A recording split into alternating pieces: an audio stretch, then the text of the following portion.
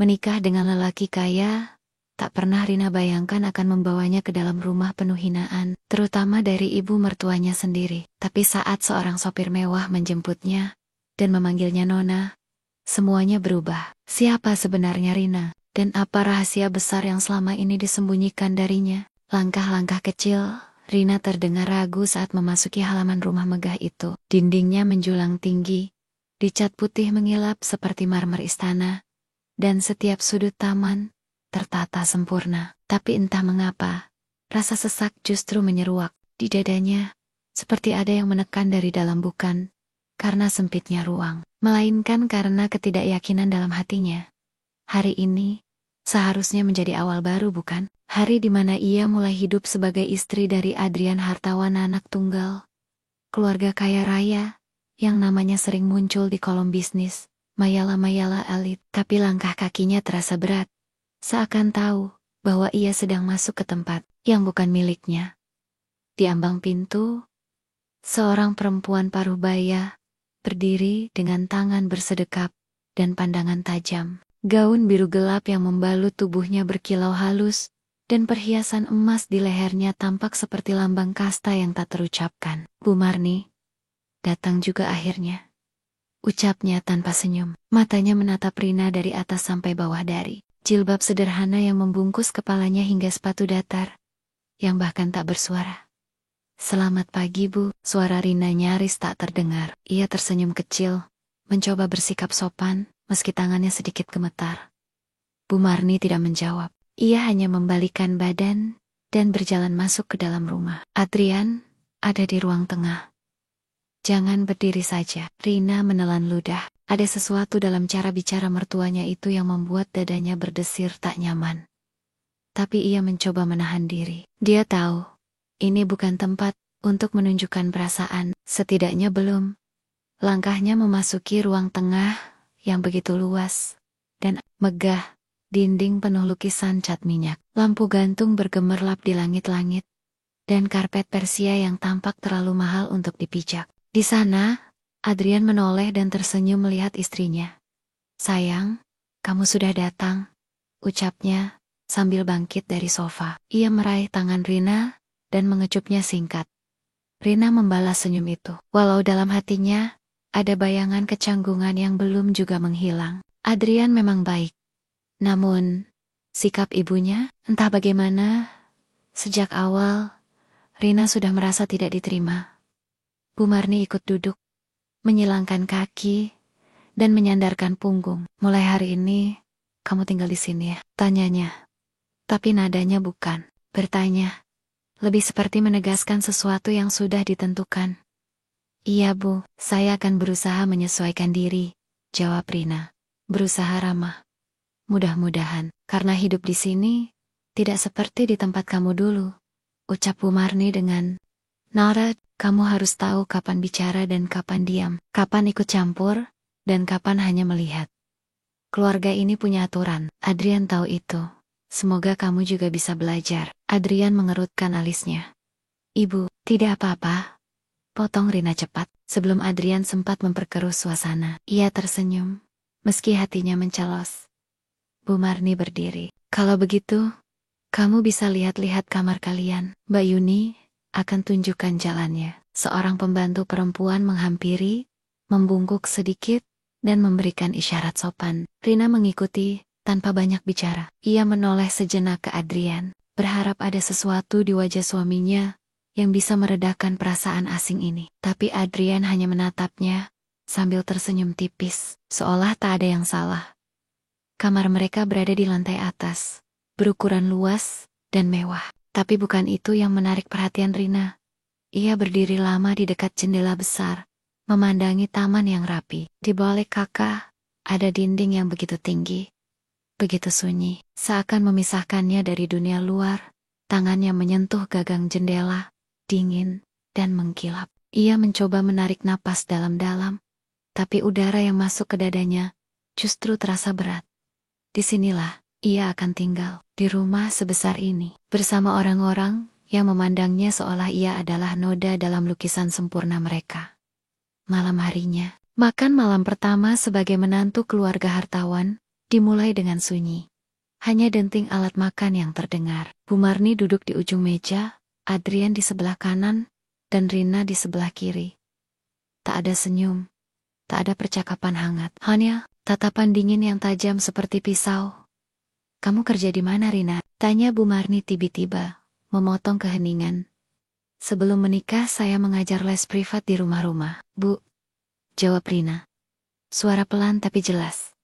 "Oh, bukan pekerjaan kantoran," gumam Bu Marni sambil mengunyah pelan. "Saya pikir Adrian akan menikahi wanita dari dunia yang sama." Kalimat itu terdengar seperti tamparan, tapi Rina hanya tersenyum kaku.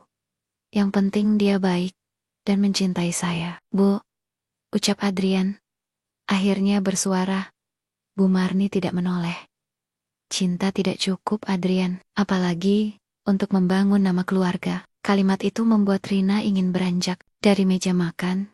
Tapi ia bertahan. Di hadapan perempuan itu, ia tidak ingin terlihat lemah. Di dalam kamar, setelah semuanya berakhir, Rina terduduk di tepi ranjang. Matanya basah, tapi air mata itu tak jatuh. Ia hanya menatap dinding kosong, seolah mencari arti dari semua ini. "Mah, kalau Mama masih ada, aku ingin peluk Mama sekarang," bisiknya lirih. Satu hal yang tak pernah diketahui siapapun bahwa ia menyimpan rahasia tentang ayahnya. Lelaki yang dulu menghilang tanpa jejak, tapi pernah berkata, "Kamu akan tahu siapa dirimu sebenarnya suatu hari nanti." Rina menarik selimut dan memeluk dirinya sendiri. Di rumah sebesar ini, ia merasa seperti benda asing terpajang, tapi tak pernah dianggap penting. Dan malam pertama di rumah keluarga hartawan pun berlalu, bukan dengan bahagia, melainkan dengan perasaan dikepung oleh kemewahan yang tak pernah ia minta. Hari demi hari di rumah keluarga hartawan, terasa seperti serangkaian ujian yang tak pernah selesai. Setiap pagi, Rina bangun lebih awal dari siapapun bukan karena ia terbiasa, melainkan karena perasaan cemas yang terus menggelayuti pikirannya. Membuat tidur pun tak benar-benar lelap. Ia menyiapkan sarapan bersama Mbak Yuni dan beberapa asisten rumah tangga lain, tapi tak pernah ada ucapan terima kasih dari Bu Marni. Bahkan, satu pandangan pun seringkali tidak diberikan, seolah keberadaan Rina hanya semacam bayangan samar yang tak pantas diakui. Di ruang makan, Adrian sering membaca berita di ponsel, sambil sesekali menyuap makanan. Rina duduk di sebelahnya, diam. Ia tak tahu harus berbicara apa. Setiap kali ia mencoba membuka percakapan, Bu Marni selalu punya cara untuk menyela, atau menutupnya dengan komentar dingin, yang membekukan suasana. "Roti ini terlalu asin," komentar Bu Marni suatu pagi, meski tidak ada yang terasa salah pada rasa roti yang baru dipanggang. "Saya bantu ganti, Bu," kata Rina buru-buru berdiri. "Tidak perlu," sahut Bu Marni. "Lebih baik kamu belajar rasa yang cocok untuk lidah keluarga ini. Bukan rasa kampung." Komentar itu seperti serpihan es yang menancap di dadanya. Tapi Rina tak menjawab. Ia hanya menunduk, menahan napas, menahan air mata. Adrian memandang ibunya sejenak, tapi seperti biasa, tak ada yang keluar dari bibirnya. Siang hari, saat Adrian berangkat kerja, Rina hanya berdiri di ambang pintu. Melambai pelan, ia tahu, begitu pintu mobil tertutup dan deru mesin menjauh, ia akan kembali sendiri di rumah yang terlalu besar dan terlalu sunyi. Rina masuk ke kamar. Duduk di tepi ranjang, ia menatap pantulan dirinya di cermin besar wajah yang pucat, mata yang mulai menghitam karena kurang tidur, dan senyum yang dipaksakan. Ia lalu mengambil sebuah buku catatan dari dalam laci. Buku itu berisi tulisan-tulisan kecilnya tentang hari-hari yang sulit, tentang impian yang mulai memudar, dan tentang satu nama yang masih ia simpan dalam diam. "Ayah, kamu masih hidup kan?" bisiknya pelan. Jari-jarinya mengusap. Lembaran kertas seperti menyentuh masa lalu. Di lembar paling belakang buku itu, terselip secarik kertas kusam. Surat bertinta biru tua, yang pernah ia temukan di dalam kotak sepatu ibunya. Sebelum ibunya meninggal, surat itu ditulis oleh seseorang yang mengaku sebagai ayahnya, namun tidak pernah kembali. Rina menyimpannya selama ini tanpa keberanian. Untuk mencari lebih jauh, menjelang sore, Rina berjalan di taman belakang rumah. Angin semilir membelai pipinya, membawa aroma melati dari sudut kolam ikan. Di sana, ia bisa sedikit bernapas, tapi bahkan di taman itu, Tak ada yang bisa menghapus rasa asing yang menyelimuti hatinya. Bu Marni tiba-tiba muncul dari arah teras, dengan gaun satin dan kacamata hitam besar menutupi matanya. "Kamu suka berkebun?" tanyanya tanpa ekspresi. Rina menoleh dan menjawab pelan, "Dulu waktu kecil, saya suka bantu ibu menanam bunga di pekarangan rumah." Bu Marni mengangguk samar. "Kalau begitu, kamu bisa rawat taman ini. Tukang kebun kami sudah tidak telaten lagi. Mungkin kamu bisa lebih rajin." Rina terdiam sejenak, bukan karena tidak mau, tapi karena nada suara itu bukan permintaan, melainkan perintah yang menyamar dalam sopan santun palsu. "Baik, Bu," jawabnya akhirnya. "Kalau kamu tidak punya kegiatan, setidaknya lakukan sesuatu yang berguna. Contoh, hanya tidur atau duduk menunggu suami pulang," lanjut Bu Marni, lalu melangkah pergi tanpa menunggu jawaban. Langkahnya meninggalkan aroma parfum mahal yang menyengat, tapi juga menyisakan luka di dada Rina yang makin lebar. Ia merasa seperti pengisi kekosongan, bukan sebagai menantu, tapi sebagai orang yang harus membuktikan kelayakan di setiap napas yang diambilnya. Malam itu, Rina dan Adrian duduk berdua di balkon kamar. Udara malam cukup dingin, tapi suasana justru terasa panas karena diam yang panjang. "Kenapa kamu gak pernah membela aku?" akhirnya Rina bicara. Pelan tapi penuh perasaan.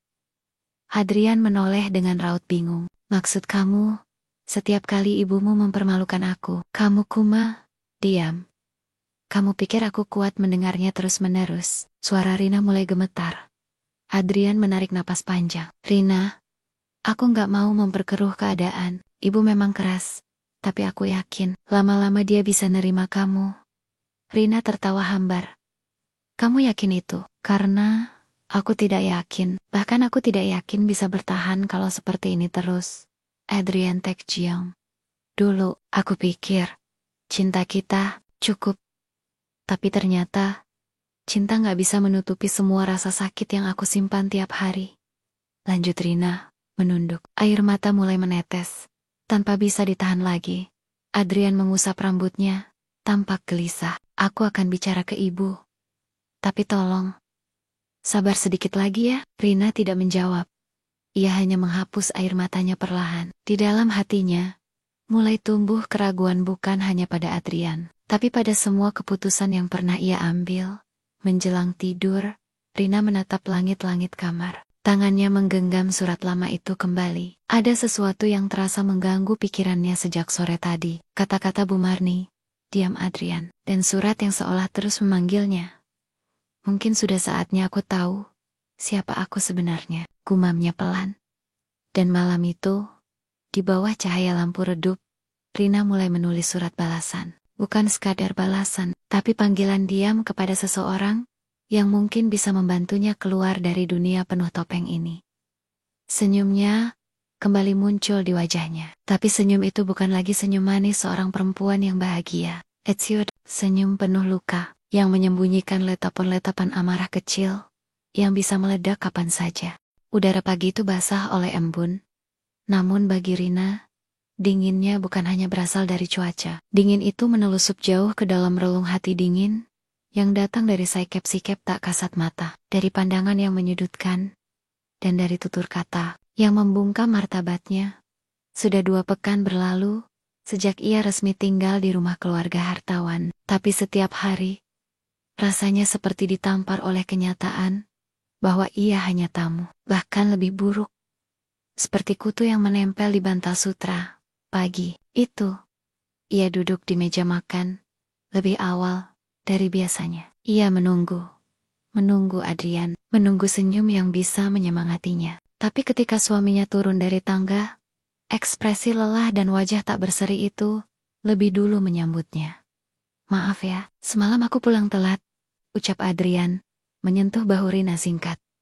"Tidak apa-apa, kamu lelah ya?" Rina mencoba tersenyum, walau hatinya menjerit. Ia sudah memasak bubur ayam kesukaan Adrian, memotong cabai sesuai permintaannya, menyiapkan teh manis hangat dengan takaran gula yang dihafalnya di luar kepala. Tapi saat Adrian duduk, telepon genggam langsung mendominasi pandangannya. Rina hanya bisa menatap sendok di tangannya. Sendok yang bahkan tidak bisa menyalurkan rasa rindu yang ingin ia ungkapkan. Tak lama, Bu Marni turun dengan langkah pelan, namun anggun. Seperti biasa, wangi parfumnya mengisi ruangan, bahkan sebelum ia tiba di meja makan. "Kamu belum keluar dari kamar sejak kemarin sore, Bu?" tanya Adrian, mencoba bersikap santai. "Sedang malas bertemu orang," jawab Bu Marni, menoleh ke arah Rina. "Terkadang diam lebih nyaman." Ucapan itu seperti panah yang melesat tanpa aba-aba, menancap tepat di dada Rina. Ia diam. Ia ingin bicara, ingin membalas, ingin mengatakan bahwa ia bukan beban dalam keluarga ini. Tapi ia tahu, apapun yang ia ucapkan, akan dianggap sebagai bentuk pembangkangan. "Mama memang terlalu keras pada dia," kata Adrian, berusaha mencairkan suasana. Bu Marni hanya mendengus. "Aku tidak keras, Adrian. Aku hanya jujur. Dunia ini sudah cukup kejam. Kalau kamu terus memanjakannya, dia tidak akan siap menghadapi kenyataan." Kali ini, Rina berdiri pelan. Ia membawa piring makannya ke dapur. Tak sanggup lagi menelan. Makanan dengan kata-kata tajam itu menyumbat tenggorokan. Di dapur, ia terdiam lama. Mbak Yuni menyentuh lengannya dengan hati-hati. "Mbak Q, sabar ya, mungkin Bu Marni hanya belum terbiasa," ujarnya pelan. Rina mengangguk, tapi ia tahu, ini bukan sekadar persoalan kebiasaan. Ini tentang penerimaan, dan dari cara Bu Marni menatapnya, penerimaan itu adalah hal mustahil. Siang itu, Rina mencoba mencari pelarian. Ia membuka album lama dari laci bawah lemari di kamar tamu. Foto-foto pernikahan, pesta keluarga, dan pertemuan-pertemuan bisnis. Tapi tak satu pun foto yang menampilkan dirinya. Ia lalu membuka catatan kecil di ponselnya, tulisan-tulisan pendek tentang perasaan, tentang keresahan yang tak bisa ia bagi pada siapapun. Dan di antara tulisan-tulisan itu, satu nama kembali muncul. Ayah. Beberapa hari lalu, ia sempat mengirimkan surat balasan ke alamat yang tertera di surat lama itu. Ia bahkan tidak yakin surat itu akan sampai, tapi entah mengapa, ada harapan kecil yang tumbuh dalam dirinya. Harapan bahwa seseorang di luar tembok rumah ini, mungkin, hanya mungkin, mengingatnya dan peduli padanya. Malam harinya, saat Adrian belum juga pulang, Rina duduk sendirian di ruang tengah. Ia menonton televisi sekadar mengisi sunyi. Tapi acara yang ditonton pun tak mampu mengisi kekosongan di dalam hatinya. Tiba-tiba, suara langkah pelan terdengar di belakang. Ia menoleh, dan mendapati Bu Marni berdiri di sana dengan secangkir teh di tangan. "Masih belum tidur?" tanyanya. Datar. Rina menggeleng. "Menunggu Adrian pulang, Bu. Dia sering pulang larut belakangan ini." "Kamu tidak khawatir?" Pertanyaan itu membuat jantung Rina berdebar aneh. "Kenapa ibu bertanya begitu?" Bu Marni duduk di sofa seberang. Injun tahu, seorang istri harus belajar membaca tanda. Suami yang terlalu sering pulang terlambat, biasanya menyimpan sesuatu. Rina terdiam. Ia tidak tahu apakah ini bentuk perhatian, atau racun halus yang disuntikan perlahan ke dalam pikirannya. "Saya percaya Adrian," jawabnya akhirnya. Meski kata-katanya terdengar lebih seperti harapan daripada keyakinan. Bu Marni mengangkat alis, lalu menyeruput tehnya pelan. "Percaya saja tidak cukup," katanya, sebelum bangkit dan berjalan menuju tangga. "Tapi, itu urusanmu." Dan malam itu, benih keraguan mulai tumbuh tanpa diundang, tapi tak bisa diabaikan. Keesokan harinya, Rina memutuskan untuk keluar rumah. Ia bilang pada Bu Marni bahwa ia ingin membeli buku di toko dekat taman kota. Bu Marni hanya mengangguk, tanpa komentar. Adrian, seperti biasa, sudah lebih dulu pergi. Rina berjalan kaki menyusuri trotoar, menikmati angin yang mengibaskan ujung kerudungnya. Di tengah hiruk-pikuk kota, ia merasa sedikit lebih bebas. Di toko buku, ia tak benar-benar membeli apapun. Tapi ketika hendak pulang, langkahnya terhenti. Di dekat pintu, seorang pria tua dengan topi coklat dan tongkat kayu berdiri sambil memperhatikannya. Ada sesuatu dalam sorot mata pria itu yang membuat Rina terpaku. Seperti mengenali, tapi juga asing. Ia cepat-cepat keluar, mencoba mengusir perasaan aneh itu. Tapi saat ia berbalik di ujung gang kecil menuju rumah, pria tadi telah berdiri di ujung jalan. Wajahnya penuh kerutan, tapi tatapannya tajam. "Rina," ucapnya lirih. "Rina," membeku.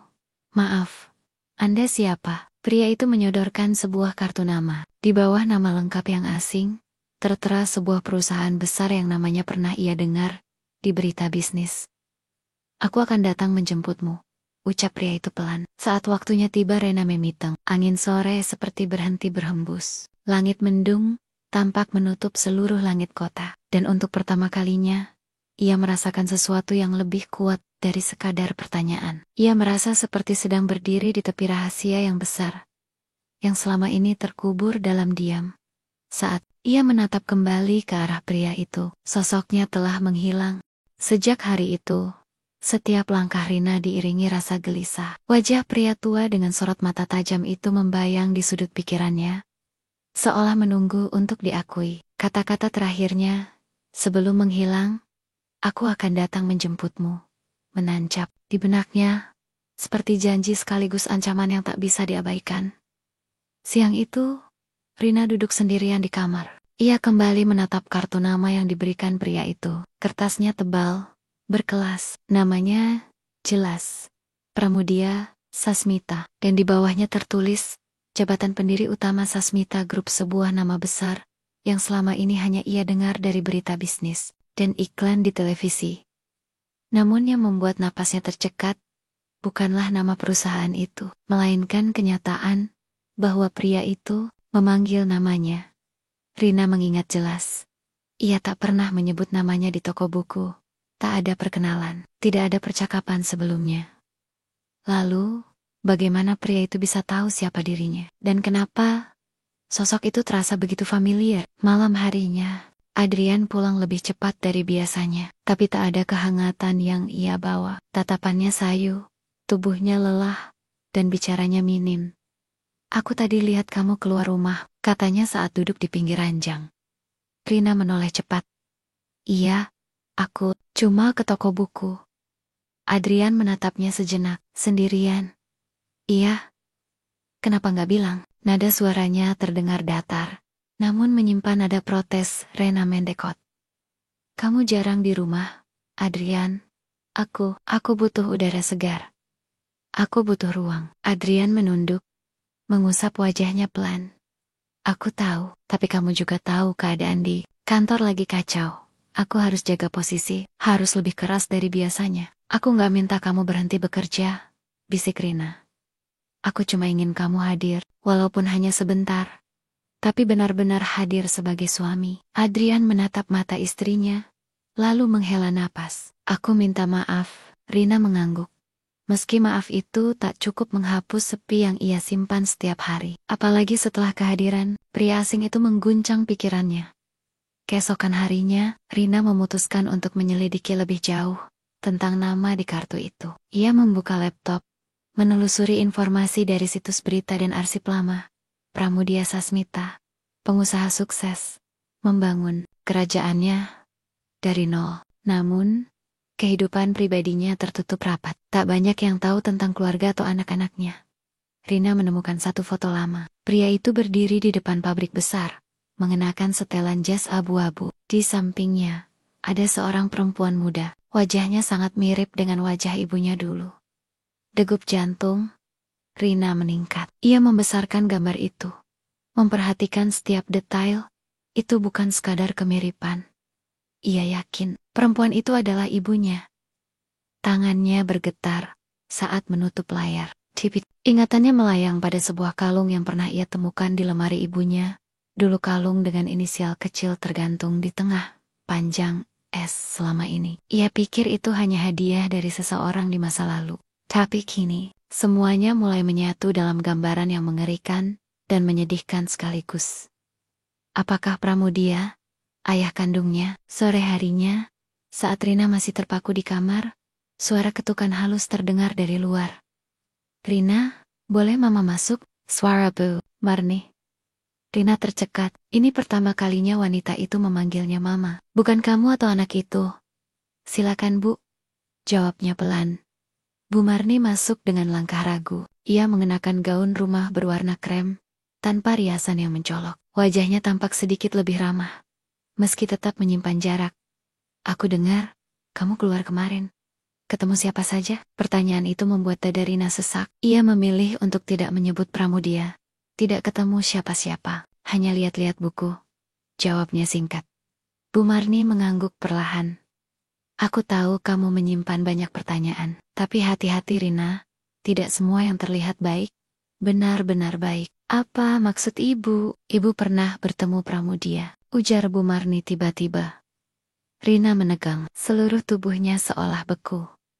Dulu, waktu masih muda, kami pernah dalam satu lingkaran bisnis. Dia pria yang licin, pintar bermain peran, tapi banyak luka yang ia tinggalkan di belakang. Ibu kenal dekat dengan dia? Tanya Rina hati-hati.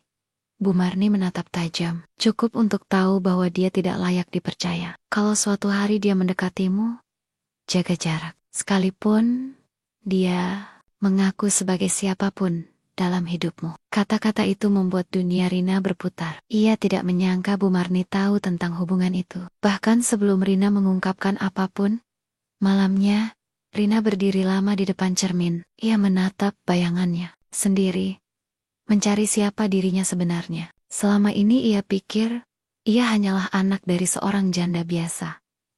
Gadis sederhana yang kebetulan menikahi pria kaya. Tapi kini, semua yang ia yakini tampak goyah. Jika benar Pramudia adalah ayah kandungnya, mengapa ia meninggalkan ibunya dulu? Dan mengapa kini ia datang? Justru ketika hidup Rina berada di ambang kehancuran?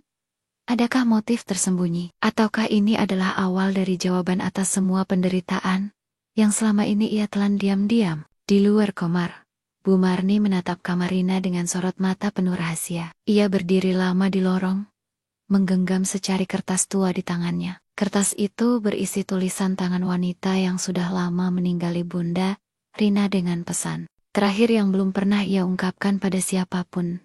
Jika suatu hari anakku datang padamu, jangan sakiti dia, tulis surat itu.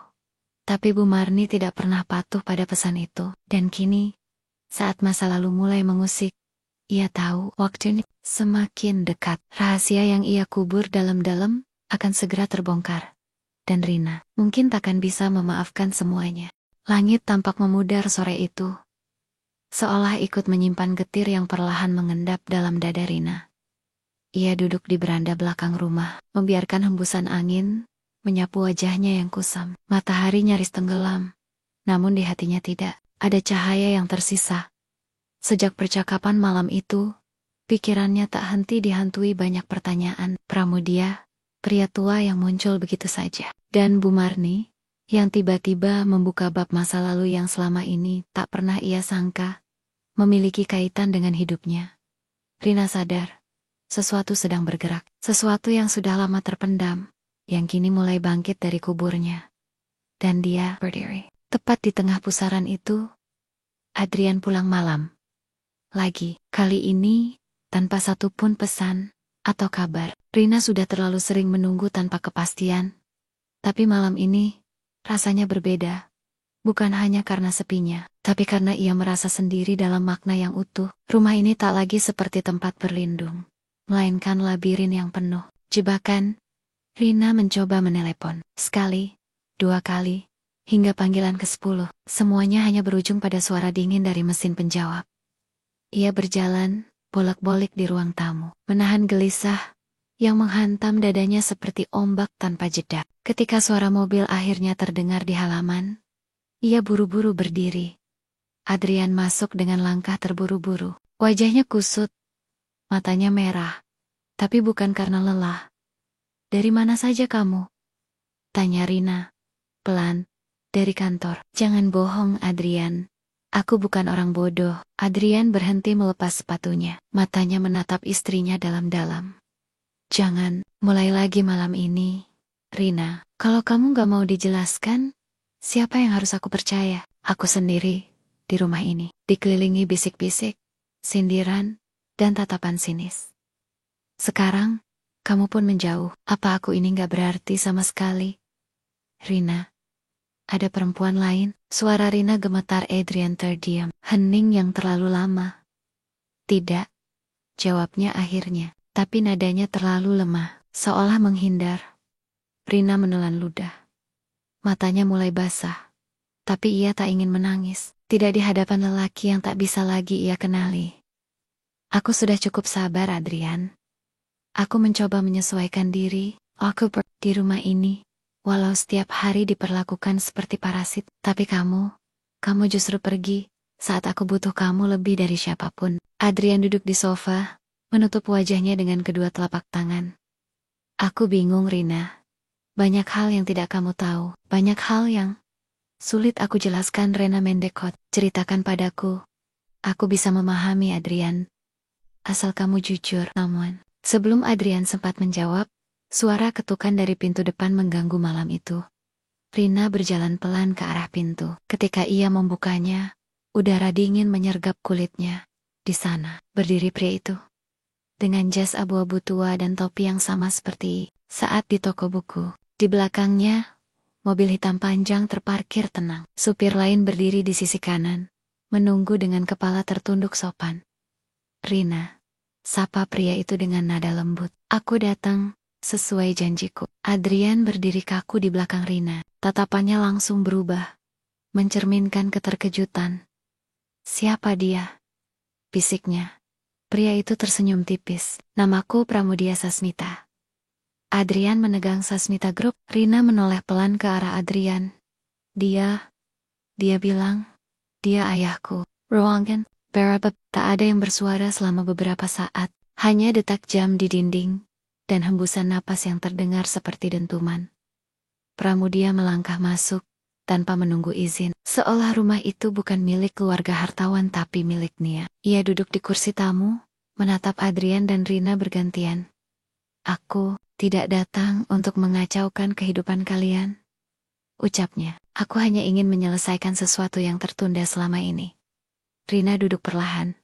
Tubuhnya masih bergetar. Kenapa sekarang? Tanyanya lirih. Ayahmu, aku pernah mencintai ibumu, tapi waktu dan keadaan merampas segalanya. Aku salah karena memilih diam. Aku salah karena tidak mencarimu lebih dulu. Tapi kini, aku ingin memperbaikinya. Adrian berdiri. Maaf, Pak, tapi ini terlalu tiba-tiba. Kami tidak siap. Pramudia menoleh ke arah Adrian. Tenang, kamu suaminya, tapi kamu tidak bisa melarang aku menjadi ayahnya. Keesokan harinya, kabar kedatangan Pramudia menyebar secepat kabut pagi yang menyelimuti taman belakang. Bu Marni yang biasanya anggun dan terkontrol, pagi itu marah besar. Kamu menerima dia masuk ke rumah ini? Bentaknya pada Rina. Rina berusaha tenang.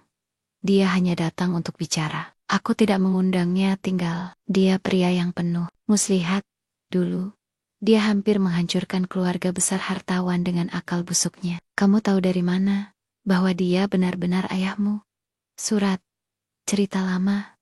Itu tidak cukup. Kenapa ibu begitu takut padanya? Tanya Rina menatap langsung mata mertuanya. Pertanyaan itu membuat Bu Marni bungkam. Rina melanjutkan, pelan namun pasti. Atau, apakah ibu menyimpan sesuatu yang selama ini disembunyikan dariku? Jaga mulutmu, seru Bu Marni. Jangan pernah menuduh aku yang tidak-tidak. Aku tidak menuduh, bisik Rina. Aku hanya mencoba mencari kebenaran yang semua orang tampaknya sembunyikan dariku. Hari itu, untuk pertama kalinya, Rina keluar dari rumah dengan kepala tegak. Ia naik ke mobil Pramudia, duduk di kursi. Penumpang dengan jantung yang berdebar hebat. Jalanan yang dilalui tampak berbeda bukan karena bentuknya berubah, tapi karena Rina kini melihatnya dengan mata baru. Di dalam mobil, Pramudia memandangnya dengan penuh sayang. Aku tidak datang untuk menghancurkan hidupmu. Aku datang untuk mengangkatmu dari tempat yang selama ini menelantarkanmu. Lalu, kenapa ibu mertuaku begitu benci padamu? Pramudia terdiam sejenak. Karena aku tahu kebenaran yang selama ini dia pendam. Dan dia takut. Kalau aku tahu, semua akan runtuh. Apa maksudnya? Pramudia menoleh. Rina, kamu bukan sekadar istri dari pria kaya. Kamu adalah pewaris darahku. Dan sebentar lagi, kamu akan tahu betapa besarnya warisan yang selama ini orang-orang coba sembunyikan darimu. Dan dengan kata-kata itu, Rina merasa dinding yang selama ini mengekangnya. Rina berdiri mematung di tengah ruangan luas, berarsitektur kolonial itu. Dindingnya dihiasi lukisan klasik, Langit-langit tinggi menjulang, dengan lampu kristal bergantungan. Tapi keindahan ruangan itu tak mampu mengalihkan hatinya, yang kini bergemuruh. Ia menatap pria yang kini duduk di hadapannya. Pramudia bukan sebagai orang asing, tapi sebagai bagian dari darah, yang selama ini ia pertanyakan keberadaannya. Ini rumah siapa? Tanya Rina pelan, nyaris berbisik. Pramudia menatapnya lembut. Ini rumah yang seharusnya menjadi tempatmu sejak dulu, tapi takdir memisahkan kita. Dan kini aku ingin membawamu pulang. Kenapa baru sekarang? Kenapa tidak saat ibu masih hidup? Suara Rina meninggi, tak mampu lagi menahan getir. Pramudia menghela napas panjang.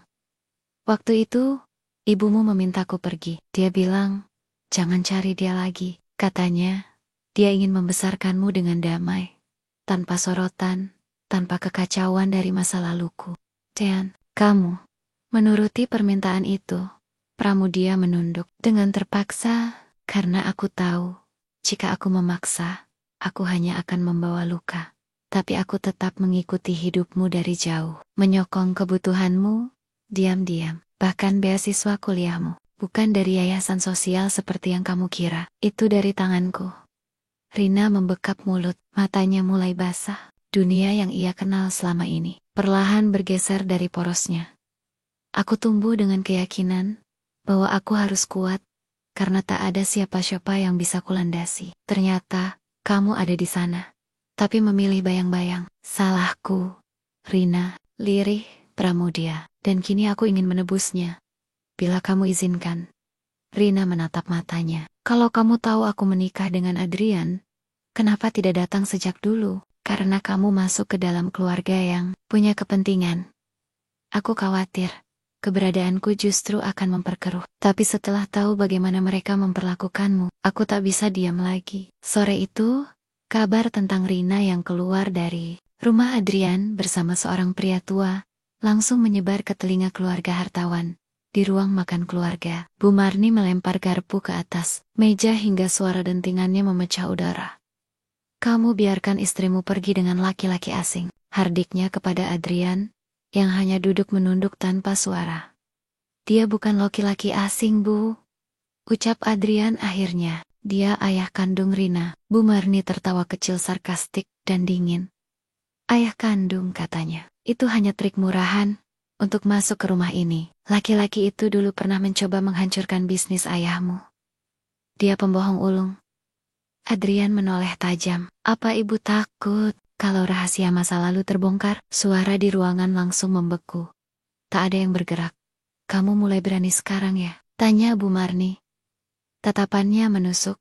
Adrian berdiri. Aku sudah terlalu lama diam, Bu. Aku tahu ibu tidak suka, Rina.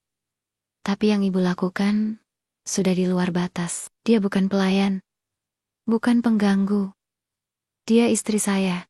Dia bukan kelas kita, teriak Bu Marni.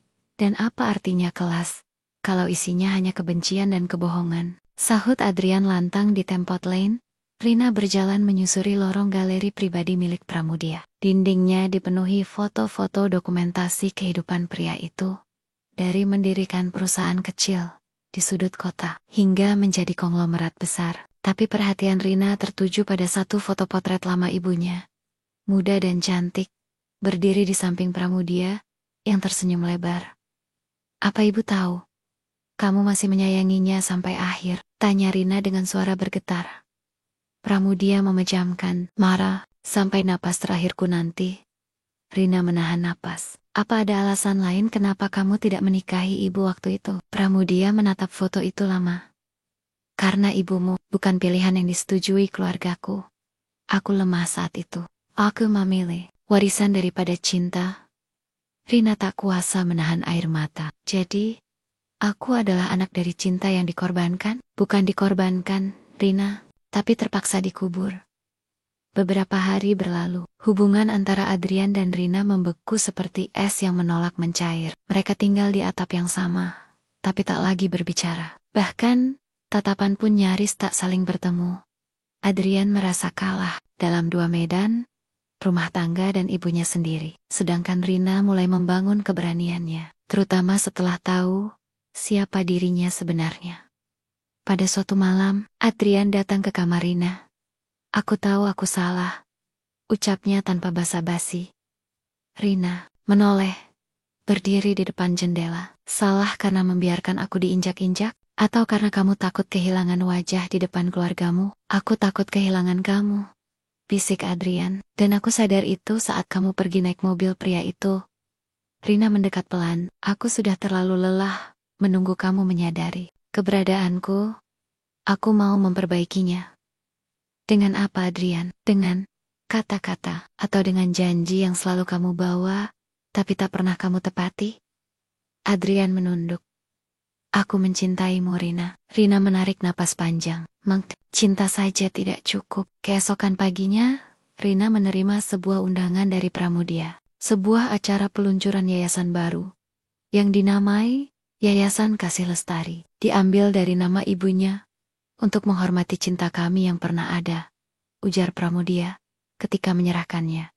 Rina terharu. Tapi lebih dari itu, ia merasa sesuatu telah bergeser dalam dirinya. Ia bukan lagi perempuan yang bersembunyi di balik nama suaminya, atau yang tunduk pada keluarga mertua. Kini, ia adalah Rina, anak dari Pramudia dan Lestari, warisan darah dan cinta. Dan ia bersumpah, ia akan berdiri, bukan lagi untuk diterima, tapi untuk dihormati. Di rumah keluarga hartawan, sore itu datang sebuah surat resmi. Di dalamnya terdapat pengumuman bahwa Sasmita Group akan menanamkan modal besar pada perusahaan pesaing utama milik hartawan. Bukan hanya bisnis yang terguncang tapi juga harga diri keluarga itu. Bu Marni menggenggam surat itu dengan tangan bergetar. Mulutnya mengepal. Dan di depan matanya, nama yang tertera di bagian tanda tangan akhir membuatnya gemetar bukan karena marah, tapi karena takut. Direktur Pelaksana Yayasan Kasih Lestari, Rina Sasmita, dia mulai membalas. Desisnya lirih. Dan itu baru permulaan. Langit mendung menggantung di atas kediaman keluarga hartawan. Udara terasa berat, seperti menahan napas sebelum badai besar tiba. Tak ada suara riang dari dapur, tak terdengar suara langkah pelayan yang biasa mondar-mondir, membawa nampan perak yang ada hanya diam, dan ketegangan yang melingkupi seluruh isi rumah.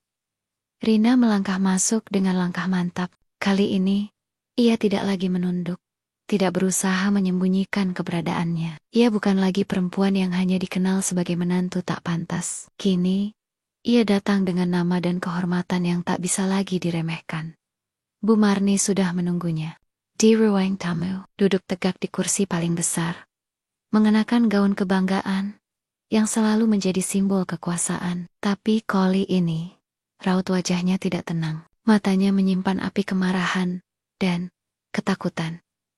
Jadi kau datang juga, ujar Bu Marni datar. Ini rumahku juga, Bu, jawab Rina tanpa gentar. Rumah ini milik keluarga hartawan, bukan tempat untuk anak haram dari seorang pembohong bernama Pramudia. Kata-kata itu menghantam dada Rina, seperti pisau tumpul, tapi ia tidak goyah. Tidak sekarang. Saya datang untuk bicara, bukan untuk berkelahi, ucap Rina. Mencoba menahan nada suaranya tetap tenang. Bicara, setelah semua yang kau lakukan, menggunakan nama ayahmu untuk mengancam bisnis kami. Apa itu cara balas dendam yang kau warisi dari darah murahanmu? Cukup, suara Rina akhirnya pecah. Saya diam selama ini, karena saya menghargai ibu sebagai orang tua dari suami saya. Tapi hari ini, saya tidak akan membiarkan ibu meludahi kehormatan saya. Apalagi ibu saya. Tatapan Bu Marni menyipit. Kau pikir kau siapa? Hanya karena sekarang kau duduk sebagai direktur yayasan itu? Apa yang bisa kau banggakan dari nama Sasmita? Saya bangga karena saya tidak pernah menjatuhkan orang lain untuk terlihat tinggi.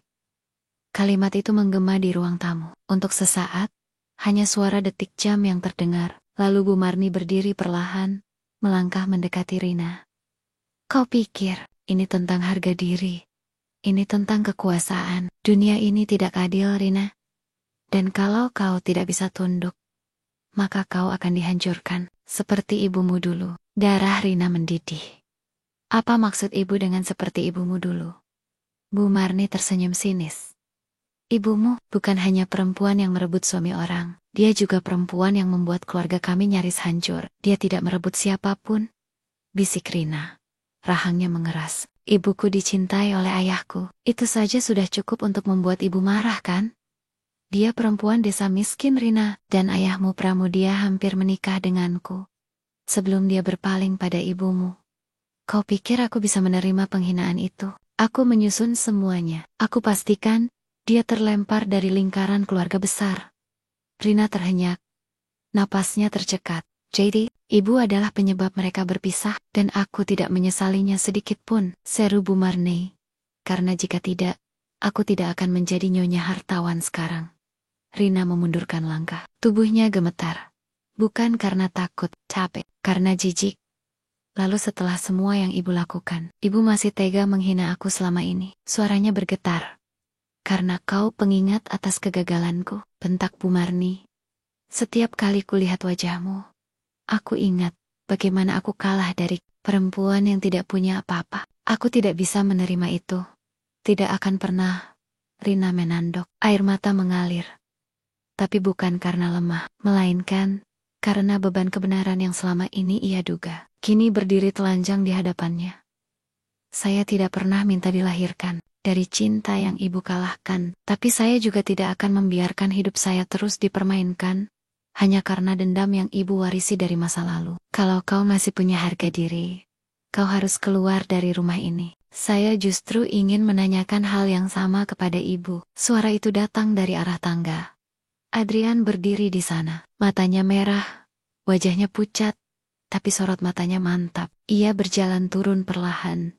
Langkahnya menggetarkan lantai kayu. Selama ini aku diam, Bu, karena aku hormat. Tapi hari ini, aku melihat semuanya dengan jelas. Katanya pelan.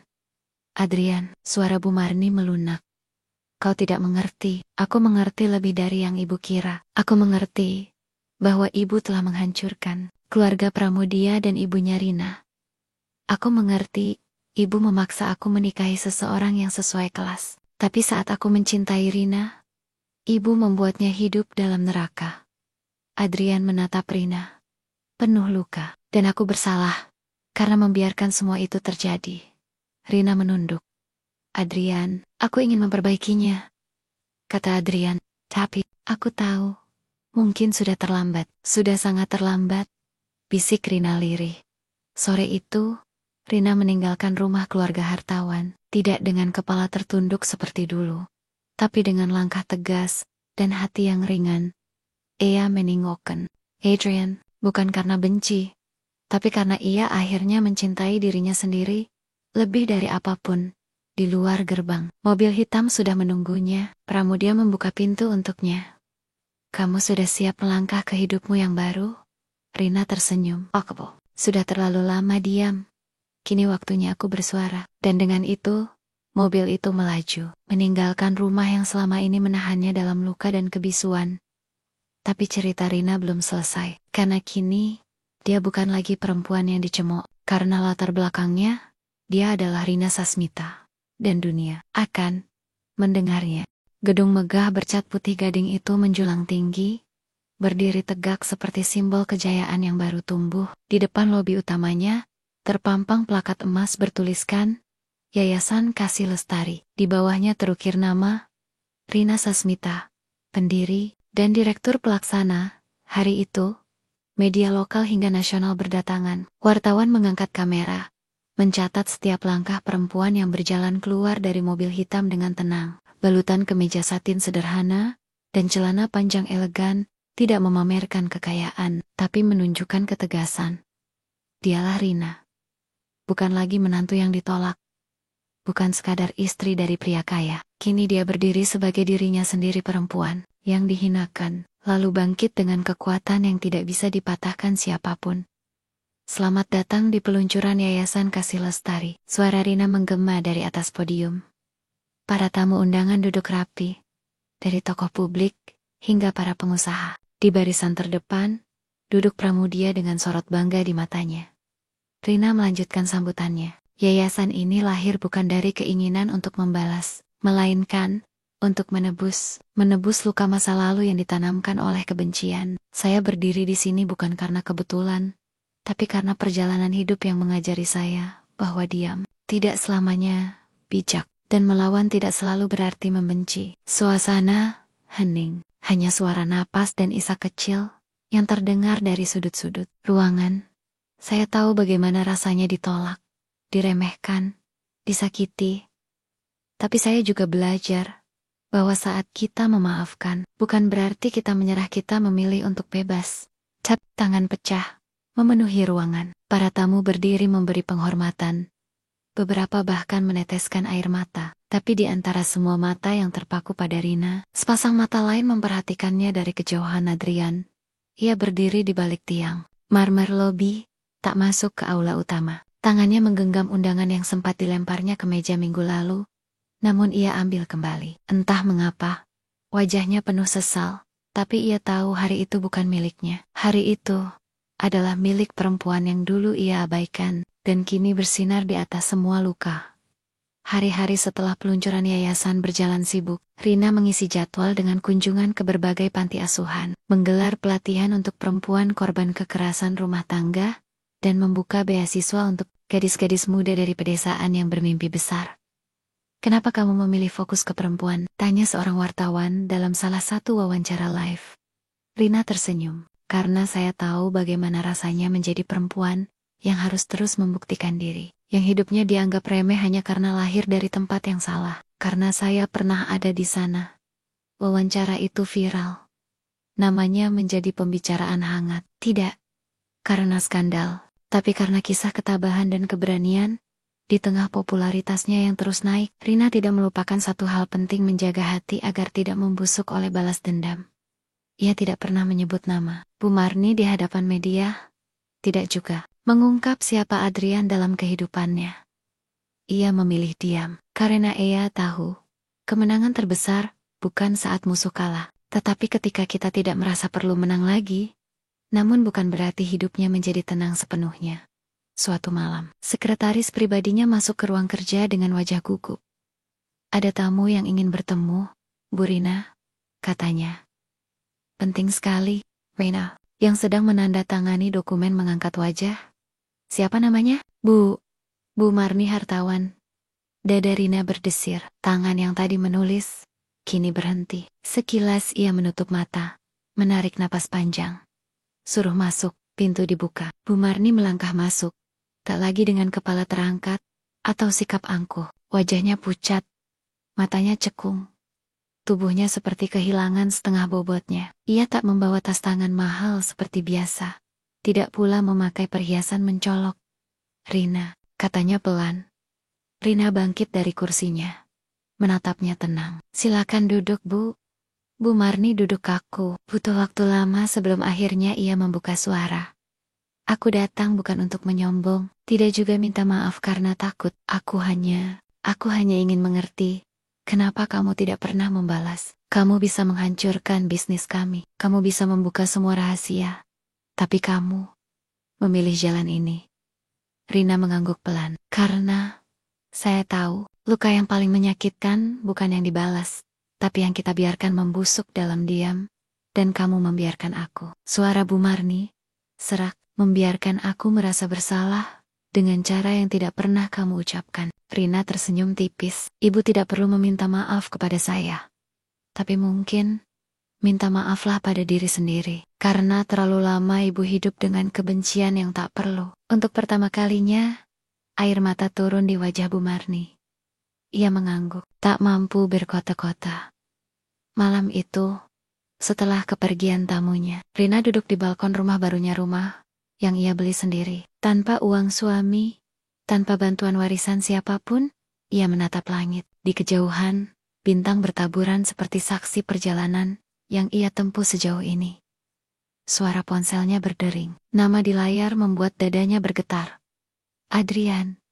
Ia diam sejenak, lalu mengangkat. "Halo Rina, aku tidak minta kau kembali. Aku hanya ingin tahu, apa kamu bahagia sekarang?" Rina menutup mata sejenak. Angin malam menyentuh pipinya. "Aku sedang belajar bahagia, bukan karena siapa, tapi karena aku merasa pantas mendapatkannya." Adrian diam. "Kalau suatu saat kamu butuh tempat bercerita, aku di sini," ucapnya pelan.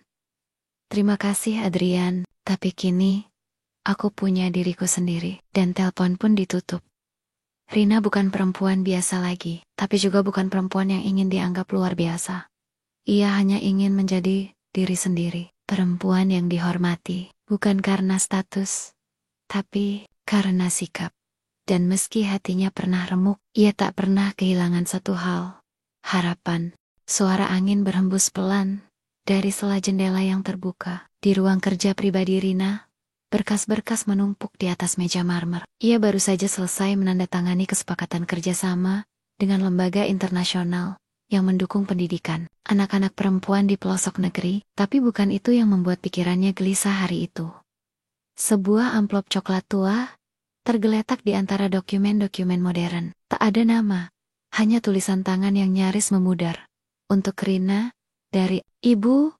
Rina membukanya dengan hati-hati. Di dalamnya terdapat beberapa lembar kertas lusuh, bertuliskan tangan ibunya yang telah tiada. Mata Rina langsung berkosok-koka sebelum sempat membaca satu kata pun. Hanya dengan menyentuh tulisan itu, kenangan masa kecilnya menyeruak seperti kabut tipis di pagi hari.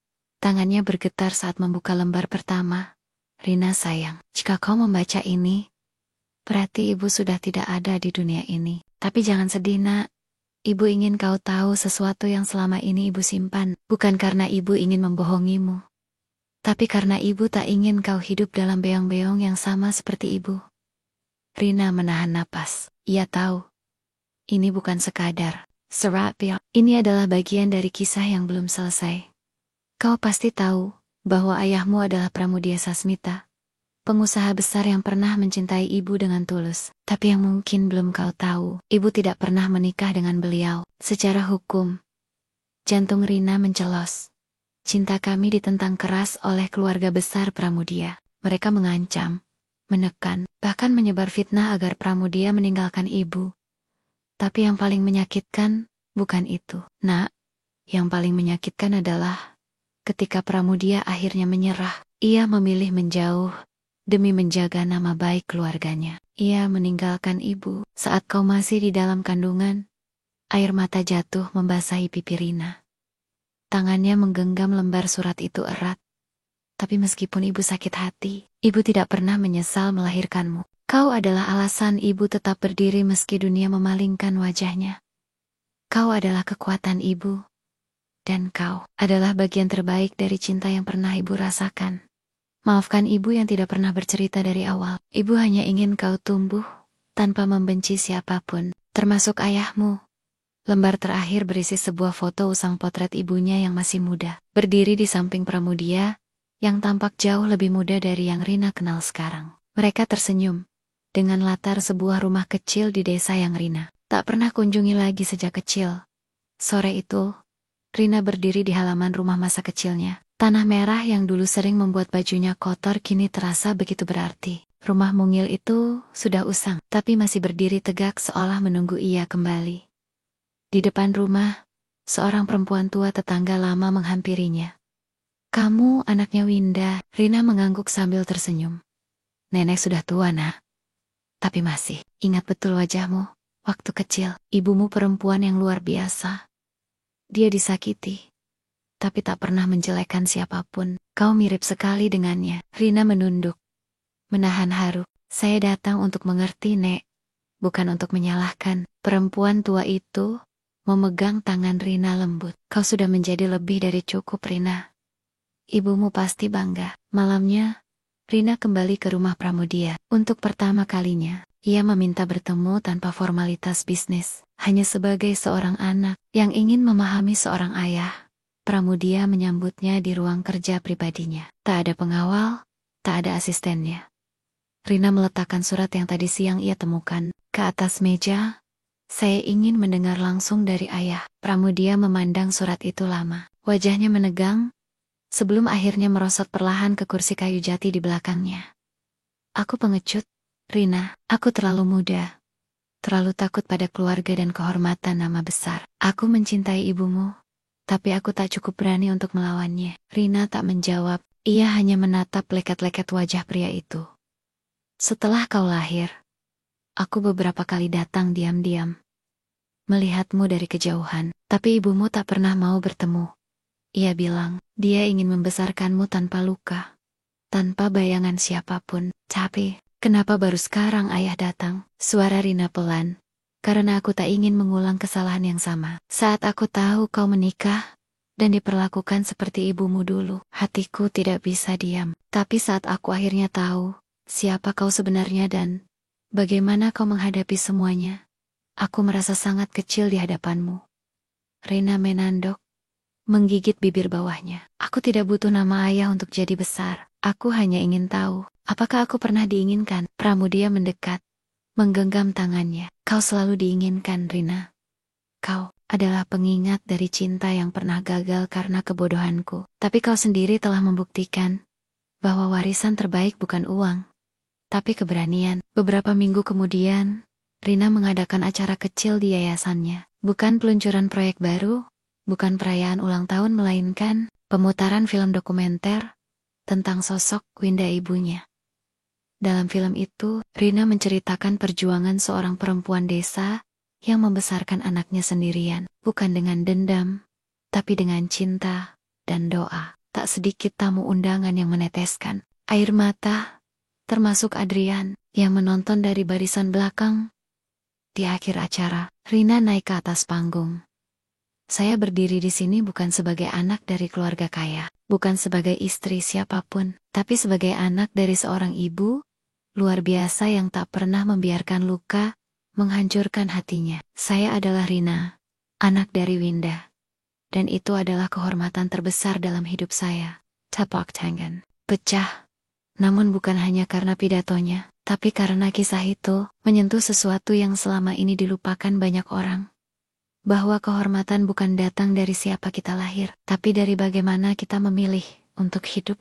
Langit senja menggantung redup di atas kota. Dari balkon kantornya yang terletak di lantai atas gedung yayasan, Rina menatap lampu-lampu yang mulai menyala perlahan. Hingar-bingar, kehidupan di luar tak lagi membuatnya cemas atau terburu-buru. Ada ketenangan yang tumbuh dalam dirinya, bukan dari apa yang telah dimiliki, tetapi dari apa yang telah dilepaskan. Hari itu, Rina baru saja menolak kontrak kerja sama bernilai besar dari salah satu perusahaan asing yang mencoba membeli nama yayasannya demi citra. Ia menolak dengan tegas. Baginya, harga dirinya dan nilai-nilai yang ia perjuangkan tak bisa digantikan angka, seberapapun besar jumlahnya. Ia kembali masuk ke ruangannya, mengambil kotak kecil dari laci meja. Di dalamnya, ada sepucuk surat yang belum ia baca. Bukan Daria Boniel, tapi dari Adrian. Surat itu dikirimkan beberapa minggu lalu. Tanpa pesan teks, tanpa telepon menyusul, hanya kertas dan tulisan tangan, satu bentuk komunikasi yang tak bisa dengan mudah dihapus atau dibantah. Rina membuka dan membacanya. Perlahan, Rina, mungkin aku tak pantas lagi menulis namamu, apalagi mengharapkan balasan. Tapi aku menulis ini bukan untuk meminta kembali, melainkan untuk menaruh seluruh kejujuran yang tak sempat kusampaikan selama ini. Aku hidup dengan beang-beang ibu, kekuasaan, dan nama besar. Aku kira dengan tunduk pada semua itu, aku akan dihormati. Tapi nyatanya, aku kehilanganmu. Dan saat kau berdiri sendiri, jauh dari semua yang pernah menjatuhkanmu, aku melihat bahwa cinta tak butuh restu siapapun untuk layak. Jika suatu hari kau memutuskan untuk membuka kembali hatimu, bukan untukku, tapi untuk siapapun, aku harap dia akan mencintaimu dengan cara yang seharusnya aku lakukan sejak awal. Terima kasih karena pernah mencintaiku. Dan lebih dari itu, terima kasih karena bertahan.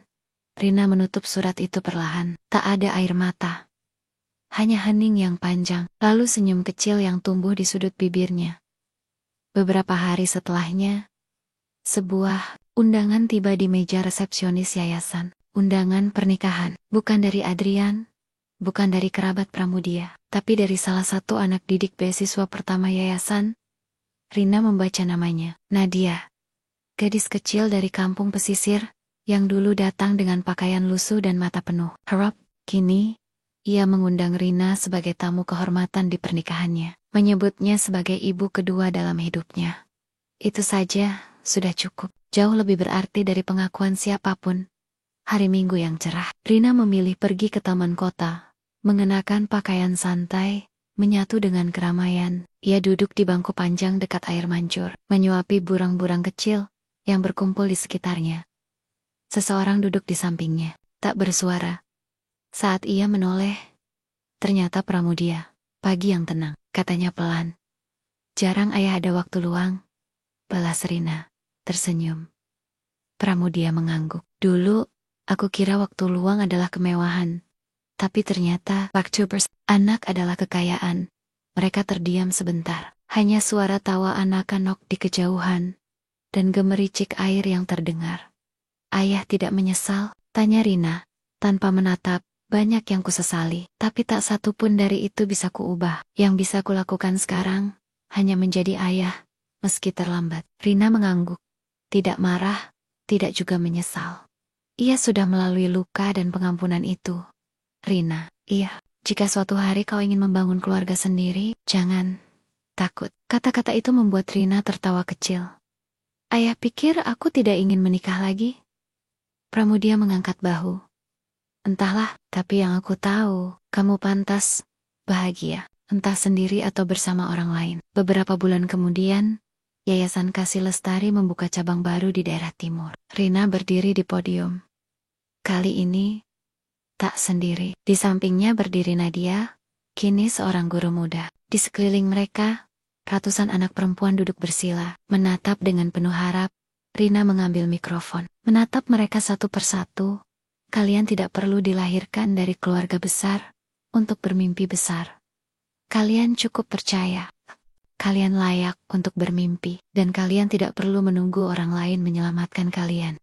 Karena kadang, satu-satunya penyelamat yang paling setia adalah diri kalian sendiri. Sore hari, ketika acara selesai, Rina duduk di anak tangga bangunan baru itu. Angin laut membelai rambutnya. Ia merasa bebas untuk pertama kalinya dalam hidupnya. Kejauhan, seorang pria berdiri. Bukan Adrian, bukan siapa-siapa dari masa lalu. Hanya seorang rekan kerja baru yang selalu membantunya di proyek-proyek sosial belakangan ini. Pria itu tak mencoba menggenggam, tak memaksa masuk ke hidupnya. Ia hanya duduk di sebelah Rina. Lalu diam. Kamu tahu, ujar Rina, menatap langit. Dulu aku kira hidupku selesai saat pernikahan itu hancur. Dan sekarang, aku tahu, hidupku baru dimulai saat aku memilih diriku sendiri. Ia menoleh, menatap pria di sampingnya. Aku tak butuh diselamatkan. Tapi kalau kamu ingin berjalan bersama, aku tak keberatan. Pria itu tersenyum, tidak menjawab. Tapi cara ia duduk, cara ia diam, membuat Rina tahu bahwa untuk kali ini ia tidak sendiri, tanpa kehilangan dirinya. Dan langit sore itu akhirnya terasa utuh.